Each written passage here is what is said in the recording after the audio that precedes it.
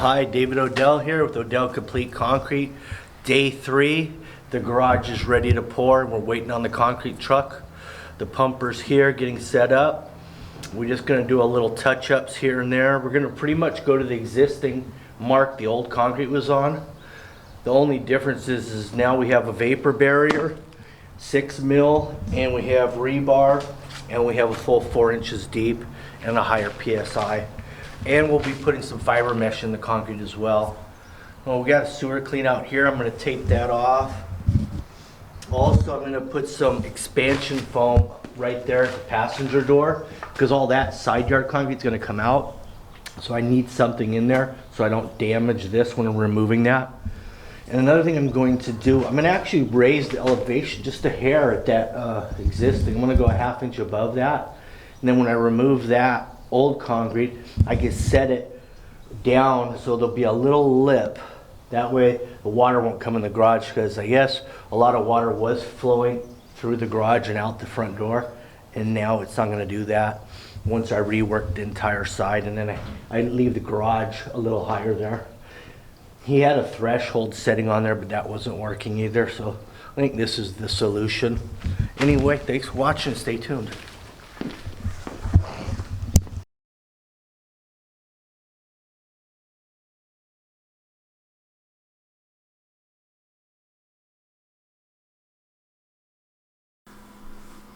All right, the pump's running, concrete's going in. I added the fiber on the job because I happen to have that in stock.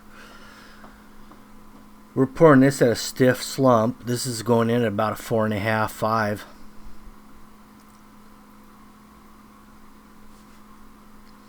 I just have one screed pin and set it right in the middle of the garage, and then I just kind of pull a wet screed off of it in both directions, and then turn and burn and come out the door.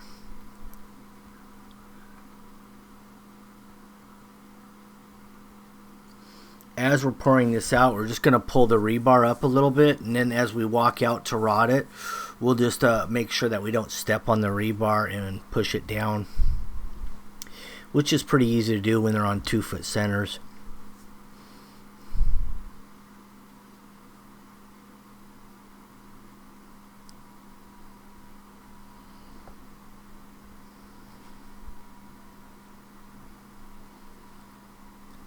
This garage has about 2.5 to 3 inches of slope in 22 feet.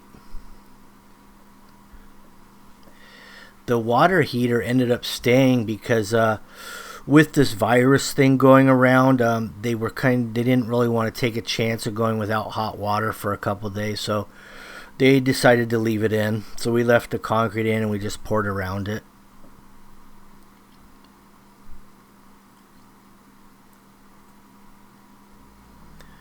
But if they ever did want to get rid of that little pad and change that water heater, I guess you could remove that and then just throw an epoxy coating on the whole thing. You'd never know it was there. This is right after we bowl float. And it's going to take a little while to dry because we're pouring on plastic and we don't have any sunlight in here. No wind, no breeze. So it's going to take a little while, and it took us from beginning to end about 5 hours. Now here's Big Blue. This is after the bowl float. Probably about 45 minutes to an hour after bowl floating. And I really like this particular tool because it's got a lot of weight in it, and it lays it down really quickly. Doesn't leave chatter marks like your typical little 4-inch wide Fresnos. They'll chatter a lot of times and they'll just kind of go with the contour, but this actually flattens it out.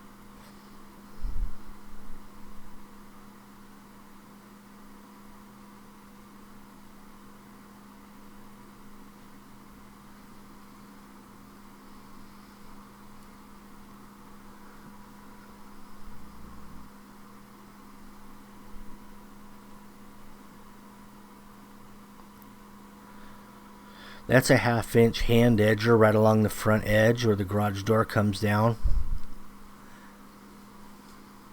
This existing driveway has a saw cut control joint in it as well. We're going to be putting one in this garage in both directions, and we're going to be using a new tool. We're going to be doing a giveaway on that as well. Now here's the funny trowel,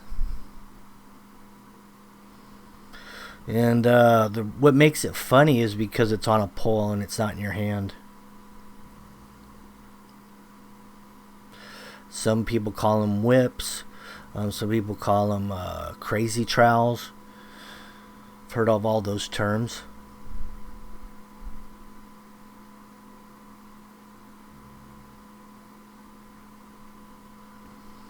Fiberglass hand float, 5-inch wide, 14 long.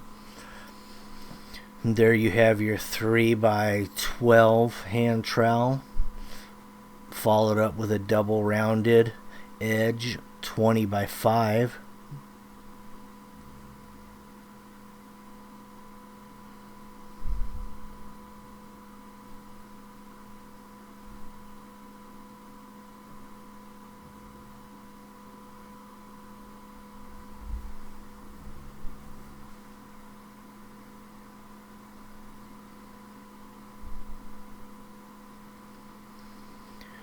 Now I just went out here. In some situations it works really nice if you have the fiberglass sliders, because they're wider and they have a little traction on them, so you can walk out on them without everything coming out from under you. And that comes in handy when running long joints as well.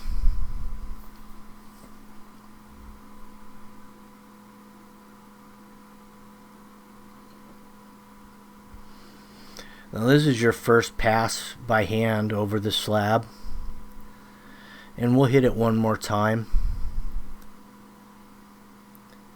Right here at the garage door it went off the quickest because we did have a little sunlight, plus it's going to get a little more ventilation through there.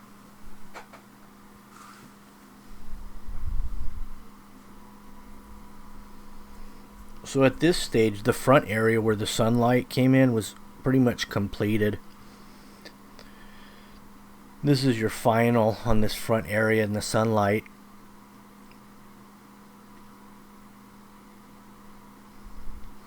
That's a 12x5 double square. Well used, sharp as a razor knife. When in a pinch you could shave with it.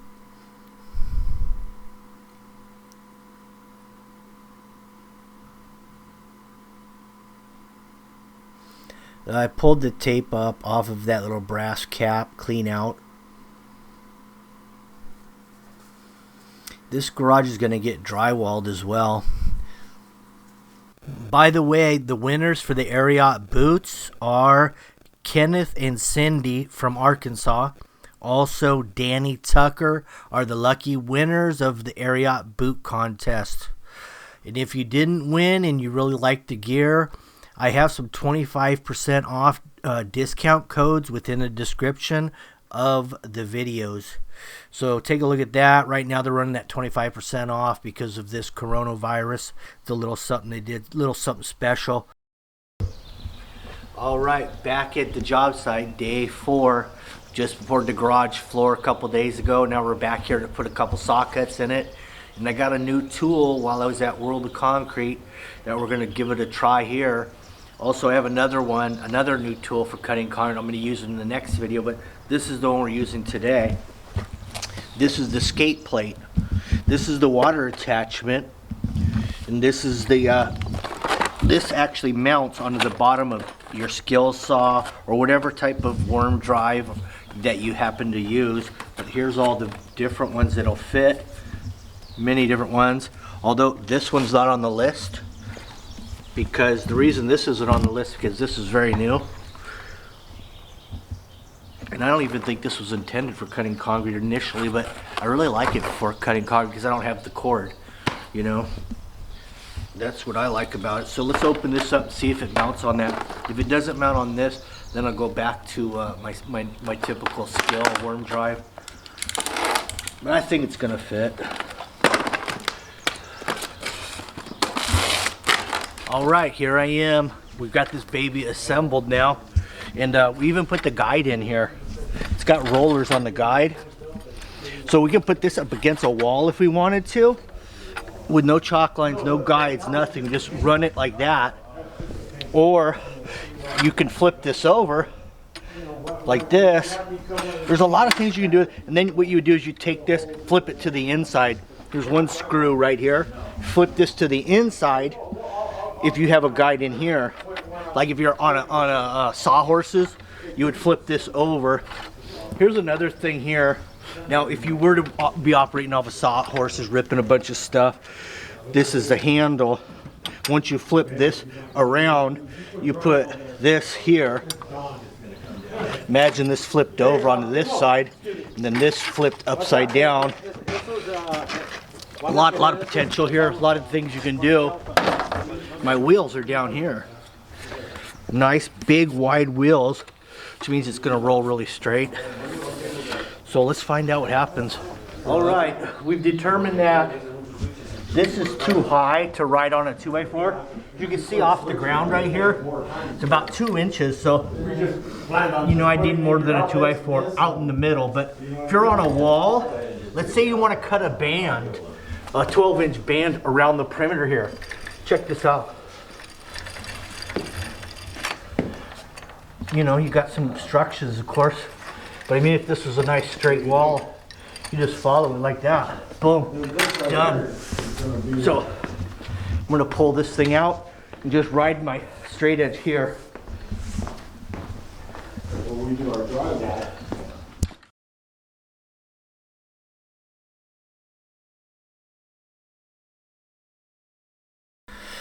Yeah, that worked out really nicely, and the Milwaukee cordless right there, we got through these 2 cuts easy with 1 battery, and I went an inch deep on this. And you noticed in some of my previous videos, I always laid down some plastic to ride the skill saw over. All right, I'm gonna hook up the water kit, even though I'm not gonna use it. I just want to you know, show how the versatility of this is. If you want to put water on your machine, keep the dust down. All right, we just got the water attachment on. It's real easy. There's 1 bolt right here. Just put this 1 bolt with this little L bracket. That holds the hose up. Here's your valve. Control your water flow. Then this is, you move this. This moves to wherever you want it on your blade. Here's where you hook up your water hose right here. Your hose goes to this. Then, because you're going to be using it with water and electric, we have a GFI just in case, so it'll kick off if something goes wrong. What else? That's about it. Haven't used it yet, but I'm sure I will eventually. All right, we're in the garage. We have the electrician here. We have the drywallers here. What we're doing now is these guys are going to drywall this side of the garage and this side, and make some new outlets.